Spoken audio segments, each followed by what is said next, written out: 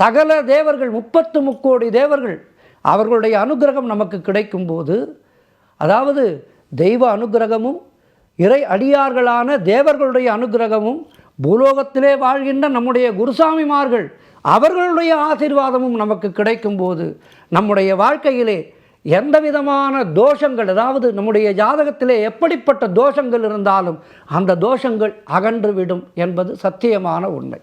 அதனால்தான் பொண்ணு 18ஆம் படியை சத்தியமான பொண்ணு 18ஆம் படி என்று வைத்தார்கள். சத்தியமான பொண்ணு 18ஆம் படியப்பா, உயர் தத்துவத்தை காட்டும் இருமுடியப்பா. நல்ல தத்துவங்களை நமக்கு சொல்வது இருமுடி. துளசி மாலை, நீல வஸ்திரம், கருப்பு வஸ்திரம், காவி வஸ்திரம், இருமுடி. பூஜைகள் எதற்காக செய்கின்றோம்? இப்படி எல்லாவற்றையும் இந்த வருகின்ற நிகழ்ச்சிகளிலே பார்க்க இருக்கின்றோம்.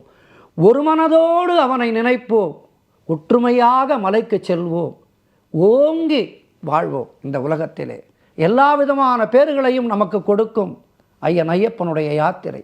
இது சத்திய வாக்கு, ஐயன் ஐயப்பனுடைய வாக்கு. சுவாமி சரணம். வருகின்ற நிகழ்ச்சிகளிலே மேலும் நல்ல தகவல்களை பார்க்க இருக்கின்றோம். சுவாமி சரணம்.